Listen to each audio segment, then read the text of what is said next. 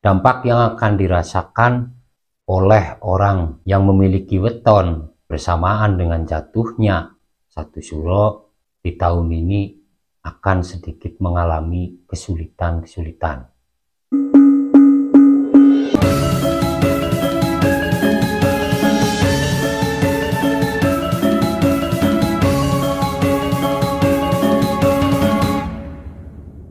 Setiap bulan suro ada yang namanya Jatingarang. Untuk orang-orang Kejawen pasti tahu dengan Jatingarang ini. Di beberapa daerah mungkin menyebutnya berbeda. Satu suro kemarin jatuh pada hari Minggu Pon. Jatingarang tahun ini adalah Minggu Pon, Senin Wage, dan Selasa Kliwon. 3 hari ini tidak diperkenankan, tidak diperbolehkan untuk melakukan misalnya memulai usaha, dagang, dan sebagainya. Kemudian untuk lamaran, untuk pernikahan, dan sebagainya. Bagi yang tidak percaya dengan ini tidak apa-apa. Akan tetapi bagi yang percaya ini untuk menjadi catatan agar kita bisa mengingat ini agar tidak melakukan hal-hal yang sudah saya sampaikan. Ini bukan main-main. Ini semua adalah hasil dari usaha, upaya leluhur kita. Mereka melalui tirakat, melalui niteni, pertanda alam. Leluhur kita memiliki kelebihan ini. Mungkin bagi orang yang tidak percaya ini kelihatan aneh, kedengaran aneh, dan tahayul. Tapi apapun itu, semua dalam rangka ikhtiar, dan ikhtiar itu tidak ada yang salah. Kalau kita mau mempelajari, Gusti Allah ini selalu memberikan pertanda. Setiap akan terjadi sesuatu, pasti akan memberikan pertanda. Hanya kita terkadang tidak titen, tidak tanggap dengan pertanda alam sebagai pesan dari Gusti Allah. Saya contohkan, ketika anak mau menginjak remaja, pasti ada tandanya. Suaranya tiba-tiba menjadi besar. Kemudian ketika orang mau menikah ada tandanya, orang mau punya anak ada tandanya. Tandanya hamil, itu kan pertanda. Dan kemudian ketika bayi mau lahir ada tanda-tandanya. Begitu juga orang mau sakit, itu ada tanda-tandanya. Contoh, kok badan saya terasa nggak enak, dingin, dan sebagainya. Ini adalah pertanda orang mau sakit. Bahkan ketika orang mau meninggal pun sebenarnya ada tanda-tandanya. Hanya kita kurang bisa niteni, kurang bisa tanggap dengan pertanda-pertanda ini. Karena kita terlalu disibukkan dengan urusan-urusan duniawi. Tidur kita sore, makan kita banyak. Ini fakta, sehingga pikiran kita menjadi terbatas, batin kita menjadi kurang peka. Nah ini. Memang luar biasa ya Mbah, leluhur kita dengan ilmu titennya. Iya.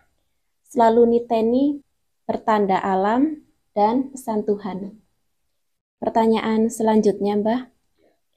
Satu suro tahun ini jatuh di hari Minggu Pon. Orang yang punya weton di hari itu harus bagaimana ya Mbah? Untuk orang yang kebetulan memiliki weton Minggu Pon, di mana pada tahun ini satu suro jatuh di hari Minggu Pon. Dampak yang akan dirasakan yang memiliki weton bersamaan dengan jatuhnya satu suro akan banyak kesulitan. Khusus bagi orang yang memiliki weton Minggu Pon harus lebih berhati-hati, baik dalam pergaulan, dalam bekerja, dalam berusaha, maupun di dalam rumah tangga. Ini akan lebih diuji dibandingkan weton-weton yang lain. Cara untuk mengatasinya adalah berhati-hati, banyak-banyaklah tirakat. Puasa Senin Kemis, puasa weton, dan sebagainya. Silakan sesuai keinginan dan kemampuan. Lalu perbanyaklah berbagi. Kalau misalnya selama ini weton Minggu Pon itu sudah senang berbagi, maka perbanyaklah lebih dari hari-hari sebelumnya atau tahun-tahun sebelumnya, sesuai dengan kemampuan, sesuai dengan keadaan. Jadi silahkan banyak-banyak berbagi, banyak berbuat baik, intinya itu.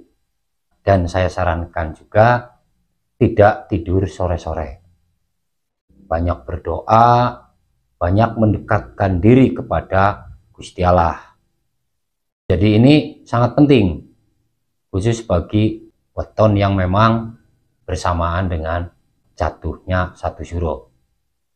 Kembali saya ulangi, leluhur kita mewariskan apapun kepada kita, termasuk ajaran-ajaran kejawen, ajaran-ajaran seperti yang sedang kita bahas saat ini, melalui tirakat, melalui banyak hal yang orang sekarang tidak mungkin mampu melakukannya.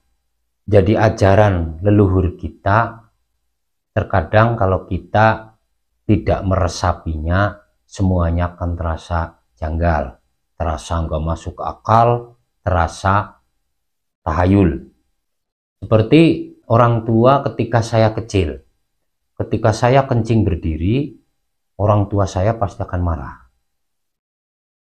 dengan alasan bahwa itu orailok. Kalau di daerah saya itu orang tua selalu mengatakan orailok.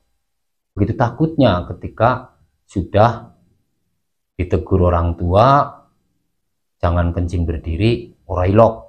Kalau saya dulu nggak terus kemudian menanyakan sama orang tua, enggak, gimana sih Pak, orailok itu apa? Nggak berani.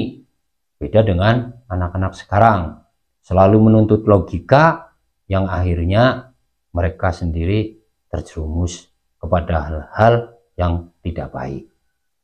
Setelah saya besar, setelah saya menginjak usia seperti sekarang, jawabannya ketemu. Ternyata secara Islam tidak boleh dilakukan kencing berdiri, hukumnya haram. Kemudian secara ilmu medis itu bisa menimbulkan penyakit ginjal karena adanya pengendapan sisa dari urin. Nah, ini kan nggak masuk akal kalau kita nggak jelimet, nggak meresapi. Leluhur kita tahu medis, tahu hukum Islam dari mana.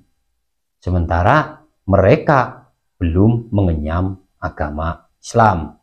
Nah, ini salah satu yang kita kira tidak masuk akal, tahayul dan sebagainya, tapi pada kenyataannya akan ditemukan jawaban-jawaban ajaran leluhur kita.